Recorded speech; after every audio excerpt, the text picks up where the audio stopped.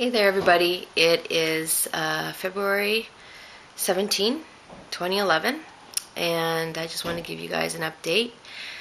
Uh, I've been on Copaxone for almost a month now, and so far so good. Everything's been pretty much on the up and up, uh, with a couple of times where I had, kind of rookie mistakes where, I was injecting too shallow in my skin, and it does give you a really bad reaction. So I made sure I did it properly and fixed my mistakes. Um, so hopefully I'll see some results over the next 3 to 6 months, which I'm very positive about. I'm very optimistic about it. Um, as far as, I have an EEG tomorrow morning. An EEG is, I have to put like a cap or electrodes on my head to measure my brain, my son's singing, my brain waves and hopefully they can pinpoint which part of my brain has been triggering my epilepsy and my seizures. I've had 2 big seizures since my hospital stay, or my hospital visit.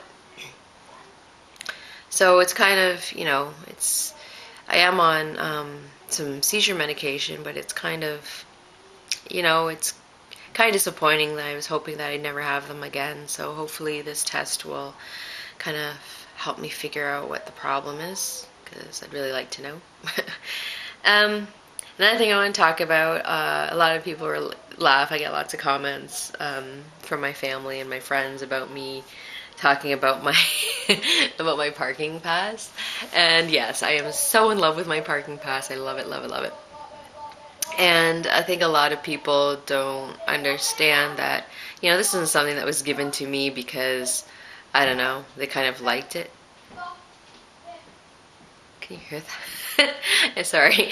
My doctor, had to sign papers, and the city had issued it because of what she had okayed. So for me, that was my choice because I didn't want to drive anymore, because I understood the severities of my medications. My medications are very, they're not, pop and Tylenol. They're, Flintstone vitamins. They're like some serious medications. So they slow down my reaction time and stuff and make me drowsy. And I don't want to put myself on the road, and I wouldn't want anybody else on the road that had that kind of medication that could possibly harm somebody. Plain and simple.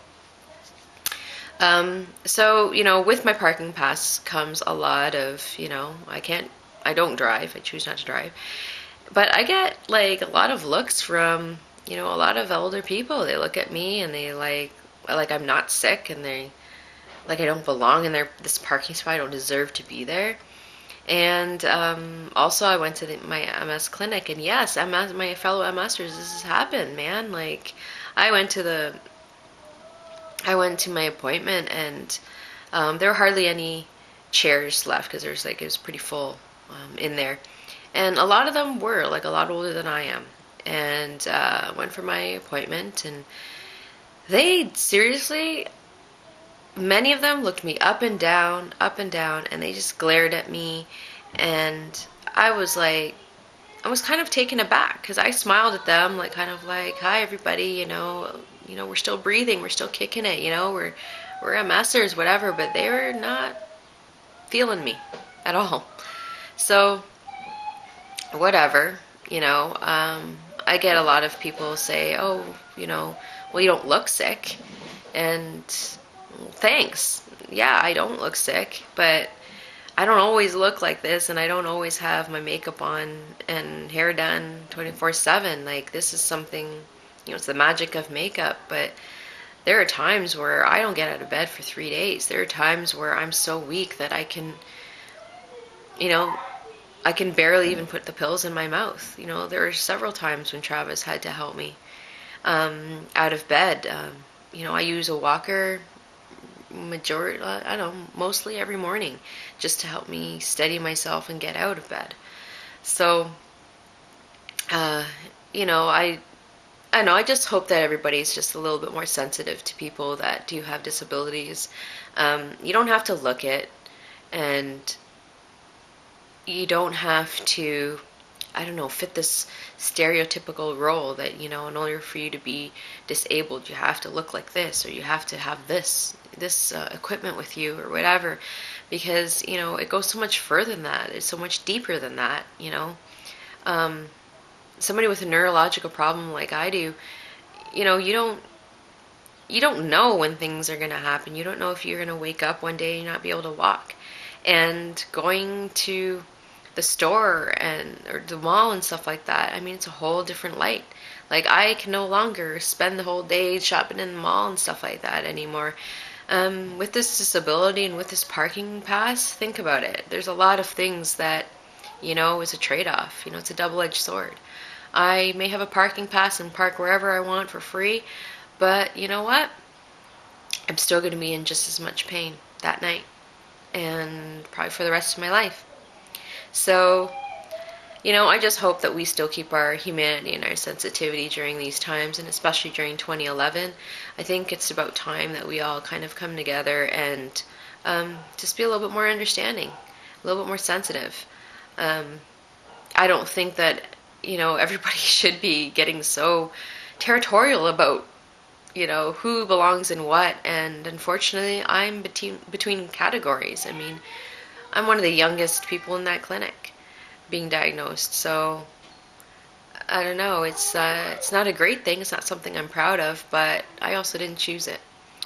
So anyways, on that note, the sun is starting to pop out, and also kind of my hope too. So I don't know about you guys, but I wonder if you guys have any stories or any suggestions how to deal with those kinds of things, because I have no idea. Right now, I just don't even want to be a part of them as society because of it. But I don't know, if you can give me some pointers, I'd love to hear it. Thanks for watching, and I'm going to probably do a Copaxone video in the near future, now that I got it down pat. So hopefully I'll have that uploaded soon.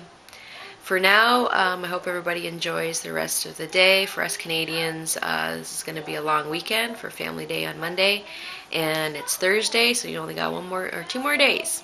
So hope everybody is going to have a fabulous day, or you are having a fabulous day.